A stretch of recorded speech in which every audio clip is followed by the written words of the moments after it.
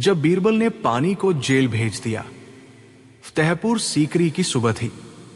महल के अंदर सुगंधित हवा बह रही थी।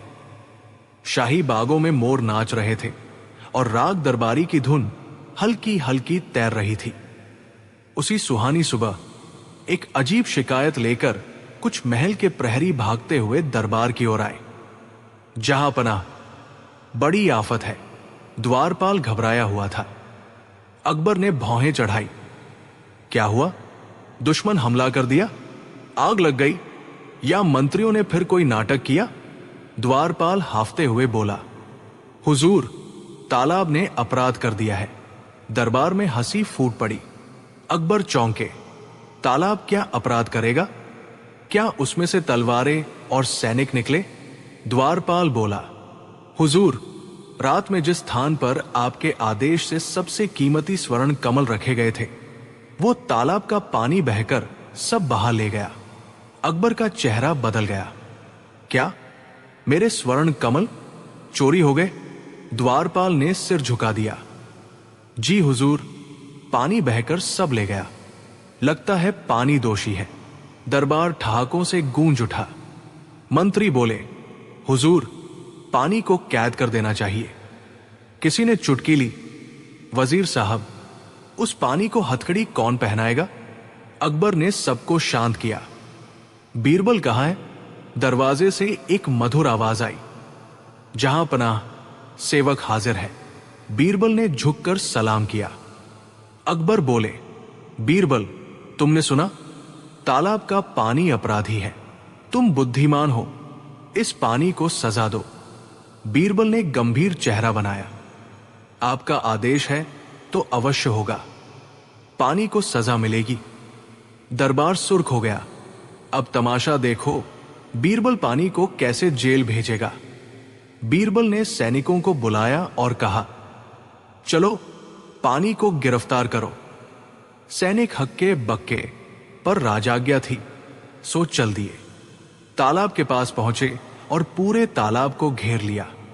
एक सैनिक डंडा लेकर पानी से बोला, सुनो, तुम्हें गिरफ्तार किया जाता है। लोग इकट्ठा हो गए। सबको मजा आ रहा था। बच्चे बोले, शायद पानी हथियार डाल देगा। एक बूढ़ा बोला, देखना, बीरबल कुछ अद्भुत करेगा। सैनिकों ने बाल्टियों में पानी भरकर किले की ओर ले जाना शुरू किया। बीरबल बोला, इस पानी को जेल में डालो, हर बूंद को कैद करो। एक मंत्री बोला, बीरबल पागल हो गया है। बीरबल मुस्कुराए, धैर्य रखिए मंत्री जी, हर बुद्धि अपनी गति से चलती है, आपकी थोड़ी धीमी है। दरबारियों में फिर हंसी। सैनिक जेल में पहुंचे। लोहे की सलाखों वाली कोठरी खोली गई। बाल्टियों से पानी अंदर डाला गया। अब पानी जेल में है। सैनिकों ने गर्व से कहा। जेलर हैरान, परेशान। अरे, ये कैसा कैदी है? फर्श से बहकर बाहर निकल रहा है। बीरबल बोले, ठीक है, इसे जंजीरों में बांधो। लो, जंजीरें लाई गई और पानी पर डाल दी गई। लोग हंस हंसकर पागल। एक बच्चा बोला, दादाजी, पानी को जेल में डाल सकना क्या सच में न्याय है? बीरबल ने सुना, मुस्कुराए। न्याय वहां मजबूत होता है जहां समझदारी हो। अगली सुबह अकबर ने पूछा, बीरबल, क्या पानी जेल में है?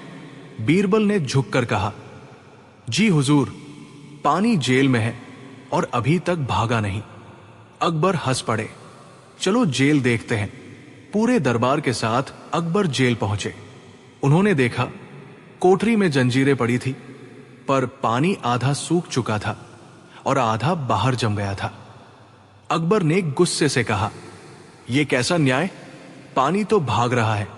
बीरबल शांति से बोले, जहां पनाह, यही पानी का अपराध था, भागना। दरबार एक बार फिर हंस पड़ा। अकबर बोले, पर इससे हमें क्या मिला? कमल वापस आए। बीरबल ने विनम्रता से कहा, जहां पनाह, असली अपराधी पानी नहीं, वो है जिसने आपके कमल असुरक्षित रखे। पानी वही करता है, बहना।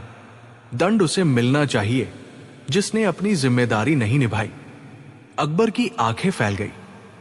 तो असली दोषी कौन है? बीरबल बोले, आपका वो प्रहरी जिसने रात में निगरानी नहीं की। द्वारपाल सर झुकाकर कांपने लगा। हुजूर, मैं सो गया था, गलती हो गई। अकबर गरजे, राज धन की रक्षा में नींद, तुम्हें सजा मिलेगी। बीरबल ने हाथ जोड़कर कहा, जहां पनाह, इसने गलती की है, अपराध नहीं, दंड दीजिए पर न्यायपूर्वक। अकबर बोले, क्या सजा दी जाए इसको? बीरबल बोले, आज से इसे तालाब की रक्षा करनी होगी और पानी इसे दिन रात याद दिलाता रहेगा कि बहता समय और बहता पानी लौटकर नहीं आता। अकबर खुश हुए। बीरबल, तुम न्याय के ताज हो। दरबार लौटा। सभी बीरबल की बुद्धि पर तालियां बजाते रहे। एक दरबारी बोला, बीरबल, आपने तो सच में पानी को जेल भेज दिया। बीरबल हंसे। कभी कभी मूर्खता को समझाने के लिए मूर्खता जैसा अभिनय करना पड़ता है। अकबर ने कहा, आज से हर मंत्री प्रतिज्ञा करे, दोषी पर उंगली उठाने से पहले देखे कि गलती कहाँ है। कभी प्रकृति को दोष न दो, इंसान की चूक ही असली अपराध है। दरबार गूंज उठा। बीरबल की जय। रात को अकबर ने बीरबल से पूछा, बीरबल, जवाब सही दिया, पर कहो, पानी को जेल भेजना जरूरी था? बीरबल मुस्कुराए, हुजूर, कभी कभी मूर्खों को बुद्धि समझाने के लिए हास्य का सहारा लेना पड़ता है। अगर सीधे कह देता कि प्रहरी दोषी है तो बहाने बनते। अब सबने देखा, पानी अपनी प्रकृति के अनुसार बहा। दोष उसी का था जिसने उसे रोका नहीं। अकबर ने हंसते हुए कहा, तुम्हारी बुद्धि किसी तिजोरी में बंद नहीं हो सकती। मोरल बटा सीख, किसी भी गलती के लिए प्रकृति या परिस्थिति को दोष मत दो। दोष वहां है जहां जिम्मेदारी निभाई नहीं जाती। समय। बीरबल और गधे का गुरु बनने वाला पंडित। क्या किसी ने सुना है कि एक गधा भी किसी का शिष्य बन सकता है? पर क्या होगा जब वो शिष्य एक दिन दरबार में आ धमके और कहे, मैंने भी वेद पुराण सीखे हैं, मुझे भी पंडित कहो। कहानी शुरू होती है अकबर के दरबार से, जहां उस दिन एक अजीब मामला पहुंचा था। उस दिन दरबार में एक पंडित आया, माथे पर चंदन, गले में माला, पर चाल में कुछ अजीब अकर। वो बोला, जहां पनाह, मैं ऐसा ज्ञानी हूं कि मृत व्यक्ति को बोलने पर मजबूर कर दूं, पत्थर को रुला दूं और गधे को वेद सिखा दूं। पूरा दरबार हंसी में फट पड़ा। अकबर ने भी मुस्कुराते हुए कहा, वाह पंडित जी, गधे को वेद सिखा दो, फिर तो तुमसे बड़ा गुरु कोई नहीं। पंडित ने गंभीर स्वर में कहा, हुजूर, मुझे 1 महीना दीजिए, मैं आपको शास्त्र पढ़ा हुआ गधा दिखाऊंगा। अकबर ने हंसते हुए आदेश दे दिया, ठीक है बीरबल, 1 गधा इस पंडित को दे दो। बीरबल मुस्कुराया, हुजूर, गधा तो मैं दूंगा, पर उसकी बुद्धि कौन देगा? वो मैं दूंगा। पंडित ने अकड़ते हुए कहा। अगले दिन बीरबल ने नगर का सबसे जिद्दी और चालाक गधा भेजा। नाम था धोबीराम। धोबीराम इतना चतुर था कि उसे कोई पकड़ भी न पाता। पंडित उसे लेकर अपने गांव गया और रोज सुबह मंदिर के पीछे बैठकर गधे को ओंकार ओंकार सिखाने लगा। गधा ढेंचू ढेंचू करता और भाग जाता। पंडित रोज मारता, डांटता और फिर से पाठ शुरू करता। लेकिन एक दिन गांव वालों ने देखा कि गधा जब भी कोई मंत्र सुनता तो कान हिलाता, सिर झुकाता, जैसे ध्यान कर रहा हो। लोगों ने कहना शुरू किया, गधा तो सच में सीख गया। पंडित के शिष्य बढ़ गए, लोग पूजा करने आने लगे। पंडित ने घोषणा कर दी, अगले पूर्णिमा को मैं अपने शिष्य धोबीराम का दीक्षा संस्कार करूंगा। अब वो आध्यात्मिक ज्ञान प्राप्त कर चुका है। उधर बीरबल को खबर मिली। वो मुस्कुराए, हुजूर, अब तो ये गधा हमारे दरबार में भी उपदेश देने आ जाएगा। अकबर बोले, तो फिर उसे यही बुलवा लो। पूर्णिमा के दिन पंडित पूरे तामझाम के साथ दरबार पहुंचा। एक तरफ शंख, दूसरी तरफ गधा, जिस पर केसरिया कपड़ा डला था। सब हंसी रोकने की कोशिश कर रहे थे। पंडित बोला, जहांपना, मेरा शिष्य अब ज्ञानजेंद्र कहलाएगा। अब ये मनुष्य से भी ज्यादा बुद्धिमान है। अकबर ने इशारा किया तो इसे कुछ बोलने दो। पंडित ने कहा, ओ ज्ञानजेंद्र, मंत्र बोलो। गधे ने जैसे ही मुंह खोला, ढेंचू, दरबार ठहाकों से गूंज उठा। अकबर बोले, वाह पंडित जी, बहुत अद्भुत ज्ञान निकला आपके शिष्य के मुख से। बीरबल मुस्कुराते हुए आगे बढ़े और बोले, हुजूर, असली चमत्कार तो ये नहीं। चमत्कार तो तब होगा जब पंडित ये बताए। गधे ने जो बोला उसमें कौन सा मंत्र छिपा है? पंडित पसीना पसीना हो गया। बीरबल ने आगे कहा, हुजूर, ये पंडित नहीं, व्यापार करता है मूर्खता का। लोगों की अंधश्रद्धा का फायदा उठाता है और अपने ज्ञान का ढोंग रचाता है। अकबर ने हंसते हुए कहा, बीरबल, लगता है तुम्हारा यह पंडित कुछ और योजना में था। बीरबल ने रहस्यमय नजरों से कहा, हुजूर, यह सिर्फ गधे को नहीं सिखा रहा था, यह किसी बड़े छल की तैयारी कर रहा था। दरबार सन्न रह गया। अकबर ने पूछा, किस छल की बीरबल? बीरबल मुस्कुराए, बस हुजूर, अगले शुक्रवार तक सब पता चल जाएगा, जब ये गधे का गुरु अपने असली मालिक से मिलने जाएगा। गधा शांत खड़ा था और पंडित की आंखों में डर साफ झलक रहा था। दरबार में सब सोच में पड़ गए। आखिर ये असली मालिक कौन था? क्या वो कोई और ढोंगी था या फिर कोई ऐसा रहस्य जिसे बीरबल पहले ही समझ चुका था? जारी रहेगा अगले भाग में, बीरबल और गधे का असली मालिक। मोरल, मूर्खता का चोला ओढ़कर बुद्धि का व्यापार करने वाले अंत में अपने ही छल में फंसते हैं। भाग 2, बीरबल और गधे का असली मालिक। क्या कभी सोचा है कि एक गधे के पीछे भी कोई रहस्य छिपा हो सकता है? पर जब उस रहस्य का धागा खुला तो अकबर का पूरा दरबार सन्न रह गया, क्योंकि उस गधे का मालिक कोई आम आदमी नहीं, बल्कि राज्य के भीतर बैठा एक गद्दार था। उस रात बीरबल ने दरबार से निकलते ही अपने 2 भरोसेमंद सिपाहियों को बुलाया। देखो, उन्होंने कहा, इस पंडित का पीछा करना, पर सावधानी से। गधा जहां जाए उसकी परछाई मत छोड़ना। सिपाही पीछे पीछे निकले। पंडित दरबार से सीधे नगर की गलियों में गया और फिर धीरे धीरे जंगल के रास्ते से एक सुनसान मंदिर तक पहुंचा। वहां पहले से एक आदमी इंतजार कर रहा था। काला चोगा, सिर पर रेशमी पगड़ी और आंखों में चालाकी की चमक। सिपाही चुपचाप पेड़ के पीछे छिपे रहे। वो व्यक्ति बोला, काम बन गया? पंडित बोला, हां, महाराज ने भरोसा कर लिया है। अब बस अगली बार जब मैं गधे को दरबार में फिर ले जाऊंगा तो सबके सामने वो संदूक खुलवाऊंगा जिसमें हमारा संदेश होगा। वो आदमी हंसा, बहुत अच्छा, अब हमारे सिपाही को दिल्ली तक खबर भेज दो। इस बार अकबर का दरबार खुद हमारी जाल में फंसेगा। सिपाहियों ने यह सब सुना और तुरंत बीरबल को खबर भेज दी। बीरबल मुस्कुराए, तो ये गधा नहीं, जासूस का डिब्बा है। अगले दिन दरबार में अकबर ने आदेश दिया, आज हम उस गधे और उसके गुरु की परीक्षा लेंगे। पंडित गर्व से आया गधे को लेकर। गधे के गले में इस बार एक छोटा संदूक लटका था जिसे केसरिया कपड़े से ढका गया था। अकबर बोले, ये क्या है? पंडित बोला, हुजूर, मेरे शिष्य के ज्ञान का प्रतीक। इसमें वो मंत्र है जो सारे राज्य की भलाई के लिए है।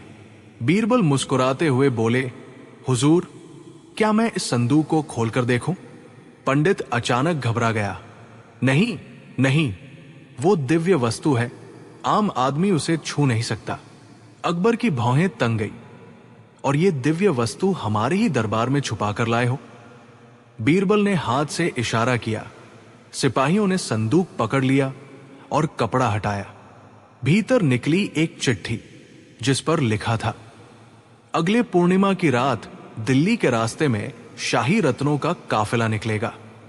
घोड़े की टाप सुनते ही हमला करना। दरबार में हलचल मच गई। अकबर गरजे, धोखेबाज, ये तो मेरे ही खजाने को लूटने की साजिश है।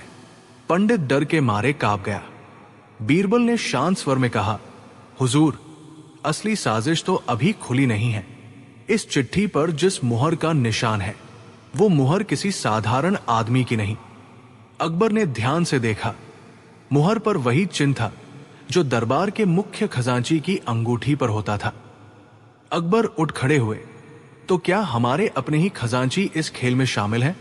बीरबल ने कहा, जी हां हुजूर, और वो आज रात इस पंडित से मिलने आने वाला है, उसी जंगल वाले मंदिर में। रात का अंधेरा फैला। बीरबल और अकबर ने भेष बदलकर उस मंदिर के पास निगरानी शुरू की। कुछ देर बाद वही खजांची आया, हाथ में लाल झोला, आंखों में लालच। वो पंडित से बोला, आज आखिरी सौदा है, कल अकबर का खजाना हमारा होगा।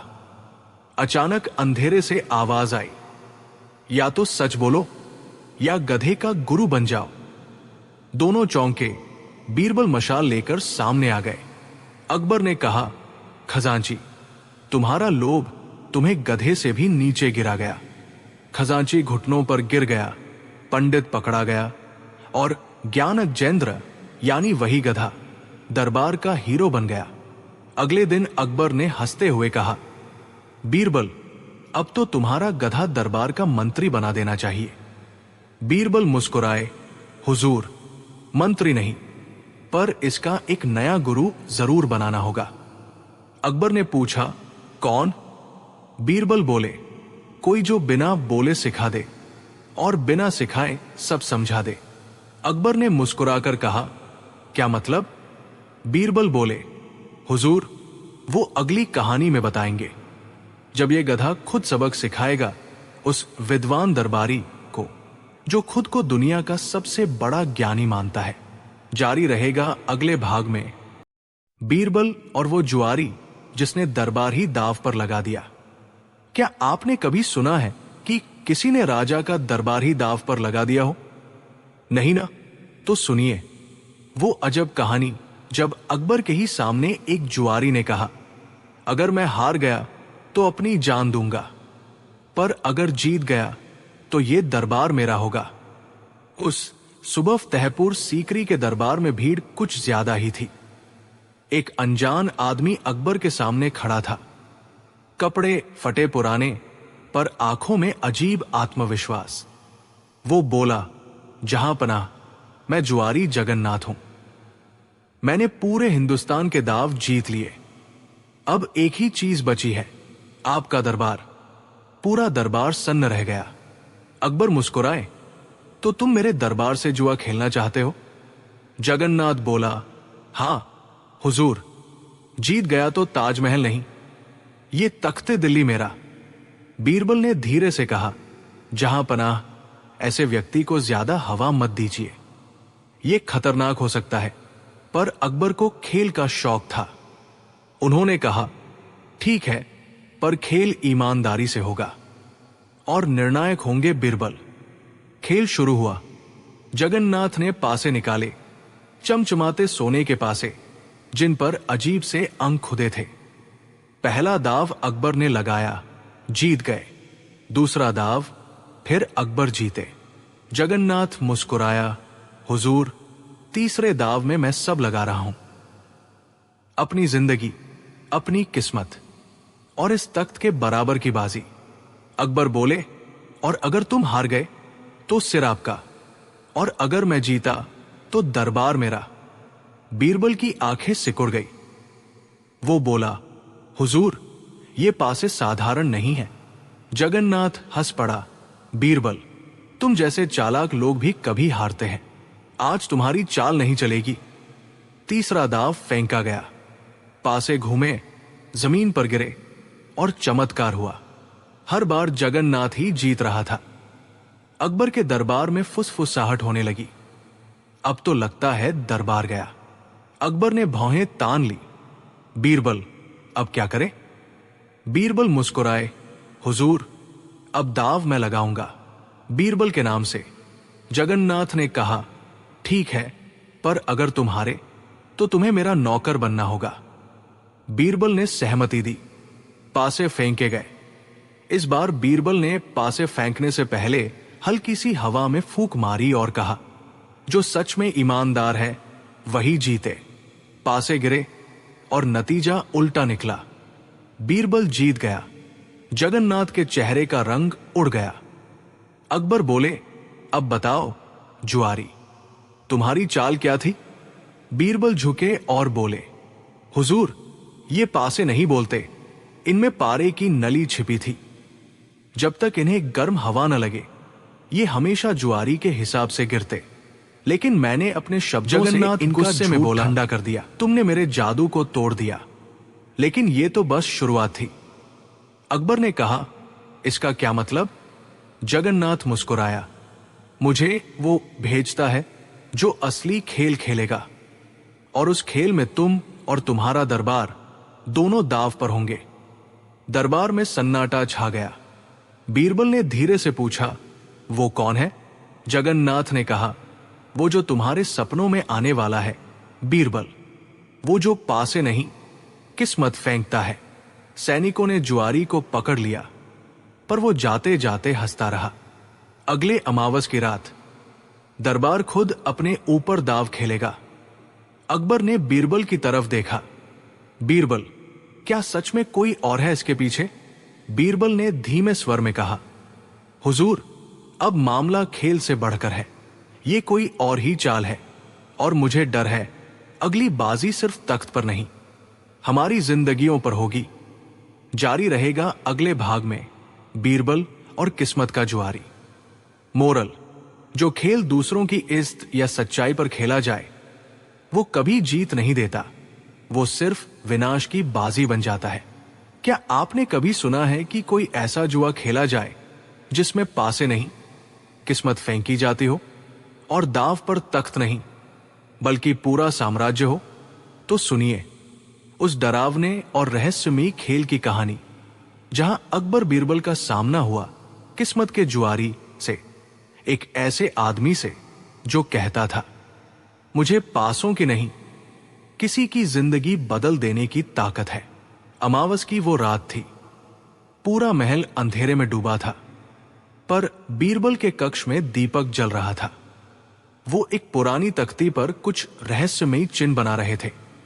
अचानक बाहर से एक आवाज आई, बीरबल, तैयार हो जाओ, तुम्हारा अगला खेल शुरू हो चुका है। बीरबल दरवाजे की तरफ दौड़े, पर वहां कोई नहीं था। बस जमीन पर एक काला पासा पड़ा था, जिस पर लिखा था, किस्मत का खेल शुरू। अगले दिन दरबार में हलचल थी। एक आदमी आया, सफेद कपड़े, आंखों में चमक और चाल में अजीब आत्मविश्वास। वो बोला, जहां पनाह, मैं किस्मत सिंह हूं। मेरे पास वो ताकत है जो भविष्य बदल सकती है। मैं वो जुआ खेलता हूं जिसमें पासे नहीं वक्त चलता है। अकबर ने कहा, तुम्हारा मतलब? वो बोला, मैं जिस पर दाव लगाऊं उसकी तकदीर ही बदल जाती है। आज मैं दाव लगाता हूं बीरबल की बुद्धि पर। पूरा दरबार चौंक गया। अकबर बोले, मतलब? किस्मत सिन्हा मुस्कुराया, अगर मैं जीता तो बीरबल अगले 7 दिनों तक अपनी सारी बुद्धि खो देगा।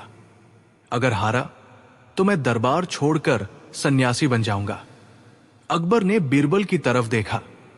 बीरबल शांत स्वर में बोले, हुजूर, खेल स्वीकार है, पर एक शर्त पर। खेल की जगह और समय मैं तय करूंगा। किस्मत सिंह बोला, स्वीकार। अगले दिन आधी रात को बीरबल उसे राजमहल के पुराने बाग में ले गए। वहां चारों ओर दीपक जल रहे थे और बीच में वही काला पासा रखा था जो पिछली रात उनके द्वार पर मिला था।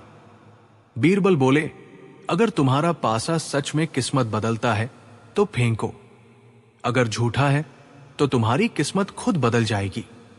किस्मत सिंह ने पासा उठाया और फेंका। पासा घूमता रहा और फिर रुक गया। उस पर कुछ अजीब लिखा था, बुद्धि छिन जाएगी। अचानक हवा तेज चलने लगी। दीपक बुझ गए। बीरबल का चेहरा बदलने लगा। वो खाली नजर से बोले, मैं कौन हूं? अकबर, जो दूर से सब देख रहे थे, चिल्लाए, बीरबल। किस्मत सिंह हंसने लगा। अब तुम्हारा बीरबल सिर्फ नाम का बुद्धिमान है हुजूर। अब वो बोलेगा नहीं, बस सुनेगा। अगले 7 दिन बीत गए। बीरबल मौन थे। दरबार में हर कोई परेशान। पर 8वें दिन कुछ अजीब हुआ। वो वही बाग, वही जगह। किस्मत सिंह फिर आया अपनी अगली चाल के लिए। लेकिन इस बार बीरबल पहले से वहां खड़े थे, मुस्कुराते हुए। किस्मत सिंह हक्का बक्का रह गया। अरे, तुम तो अपनी बुद्धि खो चुके थे। बीरबल हंसे।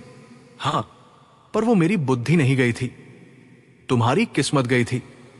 वो बोले, दरअसल उस रात मैंने वो पासा छूने से पहले अपने हाथ पर मंत्र लिखा था। सच्चाई को छूने वाला झूठ मिट जाता है। पासा जैसे ही मेरे हाथ से टकराया, उसकी शक्ति मुझ पर नहीं, तुम पर चली गई। किस्मत सिन्हा के चेहरे का रंग उड़ गया। पासा अपने आप हवा में उठा और जल गया। बीरबल बोले, अब तुम्हारा खेल खत्म किस्मत सिंह। वो चिल्लाया, तुमने मेरी ताकत छीनी है, लेकिन मेरे पीछे जो है वो नहीं रुकेगा। तुम सोचते हो खेल खत्म हुआ? असली बाजी अब शुरू होगी, जब समय का जुआरी आएगा। अकबर ने कहा, समय का जुआरी? अब ये कौन नया रहस्य है? बीरबल बोले, हुजूर, अगर किस्मत का जुआरी भविष्य बदल सकता था, तो समय का जुआरी शायद अतीत बदल देगा। अकबर गंभीर हो गए। बीरबल, क्या हम अगली बाजी खेलने को तैयार हैं? बीरबल ने धीमे स्वर में कहा, हुजूर, अब हम नहीं, हमारा समय दाव पर होगा। जारी रहेगा अगले भाग में बीरबल और समय का जुआरी।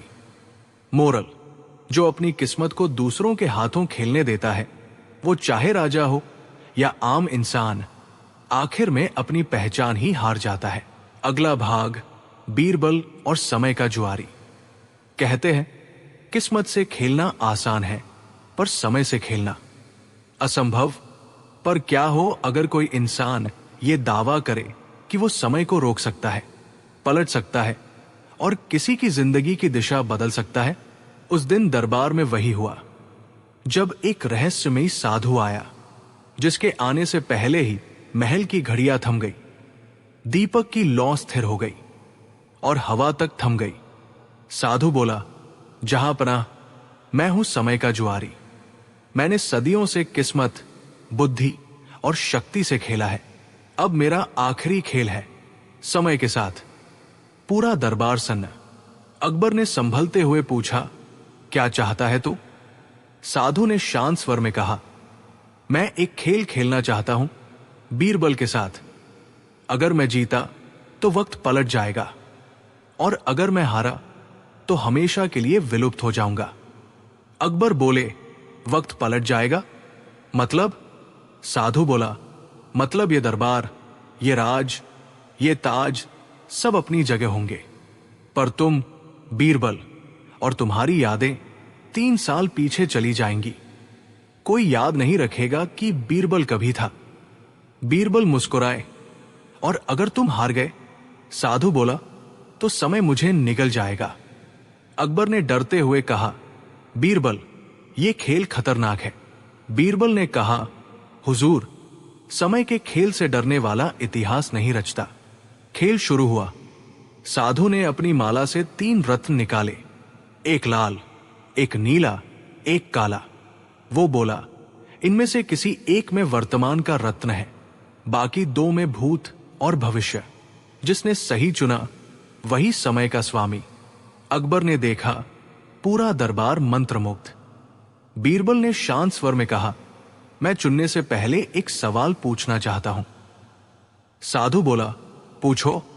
बीरबल ने कहा, अगर तुम्हारे पास सच में समय की ताकत है, तो तुम ये नहीं जानते कि मैं कौन सा पत्थर चुनूंगा?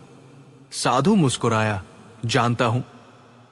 बीरबल बोले, तो फिर चुनने की जरूरत ही नहीं, बस बताओ मैं कौन सा लूंगा। साधु कुछ पल के लिए चुप रहा, फिर बोला, तुम लाल चुनोगे। बीरबल ने तुरंत नीला उठा लिया और कहा, तो मैंने हार मान ली। रत्न चमका और साधु चीख उठा, नहीं, ये तो वर्तमान का रत्न है। पूरा दरबार रोशनी से भर गया। समय जैसे पल भर के लिए ठहर गया। फिर बीरबल ने धीरे से कहा, जो समय को जानता है वो उसके खिलाफ नहीं खेलता। तुम्हारा खेल तुम्हारी ही बातों में उलझ गया। साधु। साधु गुस्से में कांपने लगा। तुमने मुझे हराया नहीं, तुमने नियम तोड़ा है। बीरबल बोले, नहीं, मैंने सिर्फ तेरी अहंकार की घड़ी रोक दी है। साधु की माला बिखर गई और वो धीरे धीरे धूल में बदल गया। लेकिन जाते जाते उसकी आवाज गूंजी, बीरबल, तूने समय को हराया है पर काल को नहीं। अब आएगा काल का खिलाड़ी जो न समय देखेगा न जीवन। अकबर ने गंभीर स्वर में कहा, बीरबल, अब तो ये खेल हमारी समझ से परे हो गया है। किस्मत, बुद्धि और अब समय के बाद क्या सच में कोई काल भी हमारे लिए दाव खेलेगा? बीरबल ने उत्तर दिया, हुजूर, अगर ऐसा हुआ तो वो आखिरी खेल होगा जहां जीत या हार नहीं, अस्तित्व दाव पर होगा। उस रात अकबर के महल में सब कुछ शांत था, पर बीरबल के कमरे की दीवार पर एक छाया धीरे धीरे उभरी। एक काली आकृति जो फुसफुसाई, अब मेरी बारी है, मैं हूं काल का खिलाड़ी। जारी रहेगा अगले भाग में, बीरबल और काल का खिलाड़ी। मोरल, जो वक्त को समझ ले वो किसी भी हार से नहीं डरता, क्योंकि समय का असली विजेता वही है जो अपने धैर्य को नहीं हारता। कहते हैं किस्मत और समय को कोई नहीं हरा सकता, लेकिन काल, वो तो स्वयं सृष्टि का अंत है। और उस रात बीरबल का सामना उसी काल के खिलाड़ी से हुआ, जो न समय में था न संसार में, बस एक छाया जो बोलती थी। मैं आता हूं जब बुद्धि अपने घमंड में वक्त को मात देने लगती है। वो अंधेरी रात थी। महल में सभी दीप बुझ चुके थे। सिर्फ बीरबल के कमरे में एक दीपक टिमटिमा रहा था। अचानक कमरे का तापमान गिरा, दीवारों पर छाया हिली और आवाज आई, बीरबल, तूने किस्मत को हराया, समय को बांधा। अब देख, क्या काल से भी बच सकेगा? बीरबल शांत रहे। अगर तू काल है तो तेरा काम अंत करना है, खेलना नहीं। आवाज गूंजी, मेरा खेल ही अंत है बीरबल। मैं एक बाजी लगाना चाहता हूं। अगर तू जीत गया तो दुनिया के 100 साल और बढ़ जाएंगे। अगर हार गया तो ये दरबार आज ही समाप्त। सुबह दरबार में अकबर सहित सभी मंत्री बैठे थे। माहौल भय से भरा था। बीरबल ने सबको बताया कि आज का खेल जीवन और मृत्यु के बीच का है। अकबर बोले, बीरबल, अगर इसमें तुम्हारी जान भी चली जाए तो? बीरबल मुस्कुराए, हुजूर, बुद्धि कभी मरती नहीं, वो अगली पीढ़ी के दिल में जन्म लेती है। खेल शुरू हुआ।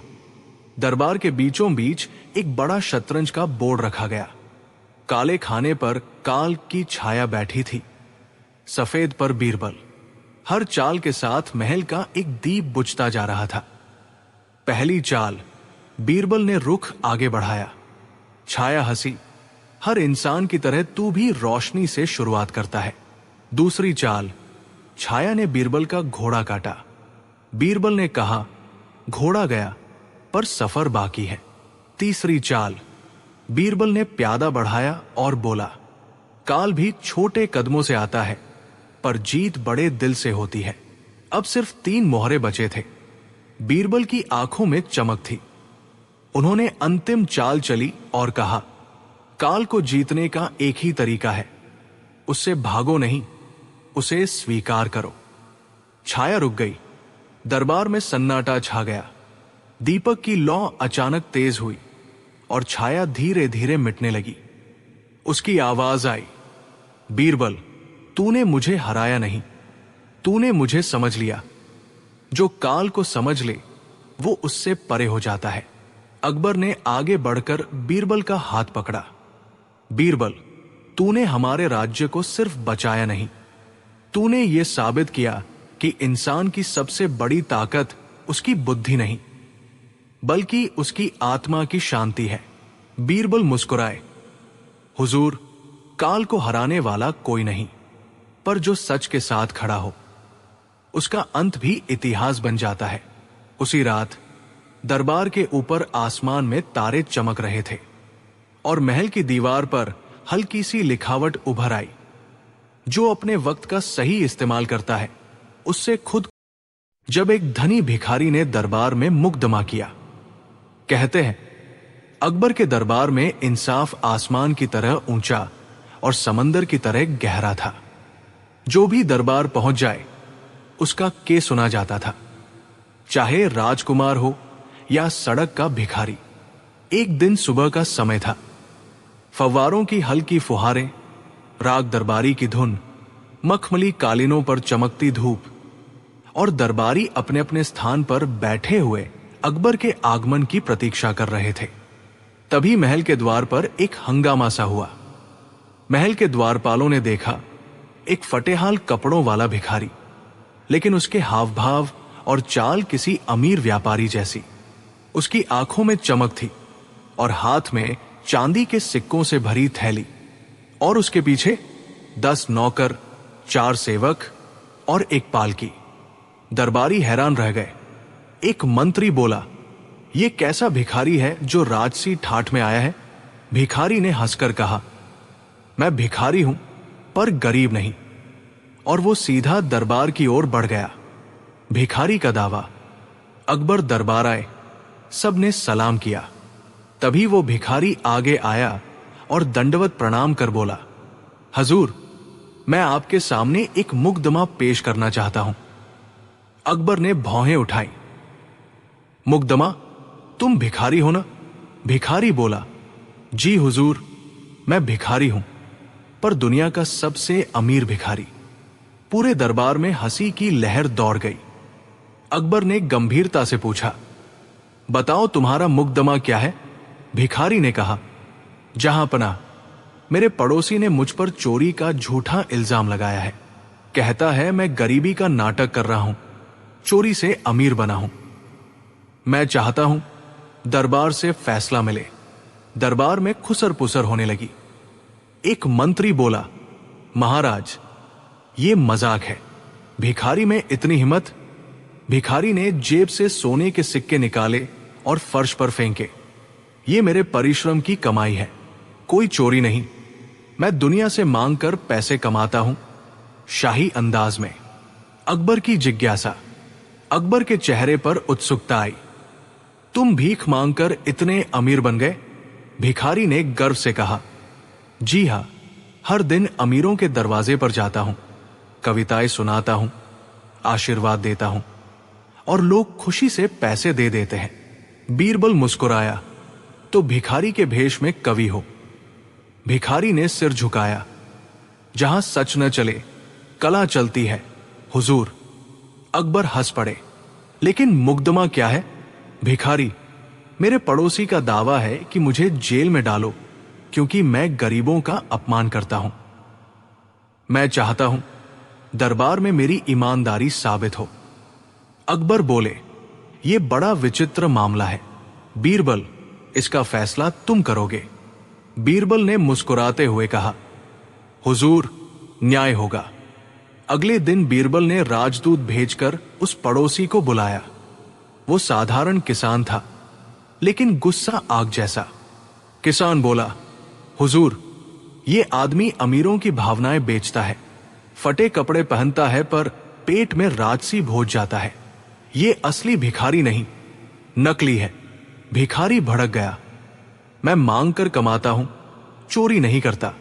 बीरबल ने दोनों को सुना और आदेश दिया, भिखारी, आज तुम दरबार में मांगोगे, जो लोग तुम्हें पैसे देंगे वो हम देखेंगे। किसान, तुम भी वही जगह जाकर भिखारी बनो और देखो कितना मिलता है। दरबार हंस पड़ा। किसान चौंका, पर मैं भिखारी नहीं हूं।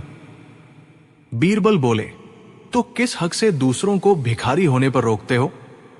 दोनों बाजार में पहुंचे। भिखारी ने तख्ती उठाई, मैं कविता सुनाकर भीख लेता हूं। और उसने गाना शुरू किया, जिसके पास कुछ ना हो वो भी देता है प्यार, जिसका दिल उदार हो उसका होता संसार। लोग ताली बजाने लगे। सोने चांदी के सिक्कों की झड़ी, कुछ ने तो कंगन और फल भी दिए। किसान बगल में बैठा पर उसे कोई घास नहीं डाल रहा था। उसकी जेब में एक भी सिक्का ना आया। बीरबल वहां खड़े मुस्कुरा रहे थे। किसान बोला, ये तो जादू है। बीरबल बोले, ये जादू नहीं, कला और बुद्धि है। अगले दिन दरबार लगा। किसान शर्मिंदा, भिखारी गर्व से खड़ा। बीरबल बोले, जहां पनाह, ये व्यक्ति भिखारी है पर चोर नहीं। इसका तरीका अलग है। जिस दुनिया में लोग कपड़ों से इज्जत तौलते हैं, वहां इसने बुद्धि से कमाया। किसान ने हार मानी, मैं गलत था। अकबर बोले, भिखारी, तुम अमीर हो तो भी भीख क्यों मांगते हो? भिखारी मुस्कुराया, हुजूर, लोग समझते हैं देने से पुण्य मिलता है। मैं उनका विश्वास वापस देता हूं। कविता में, दुआओं में, कुछ लेते हुए भी मैं देता हूं। बीरबल ने कहा, भिखारी होना अपराध नहीं, परंतु दिखावा धोखा है। आदेश है, यह व्यक्ति अब दूसरों की मदद करेगा, अपनी कमाई का आधा गरीबों को देगा और 2 लोग रोज रोजगार देगा। भिखारी ने झुककर कहा, ऐसा ही होगा।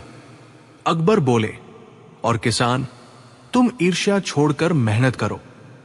दरबार में सबने सराहा। भिखारी मुस्कुराता हुआ निकल गया, नौकरों और पालकी के साथ। किसान बोला, बीरबल, तुम महान हो। बीरबल मुस्कुराया, गरीबी मन में हो, थाली खाली होने से नहीं। मोरल, सीख, बुद्धि और कला भी संपत्ति है। दूसरों की कमाई पर शक करना आसान है,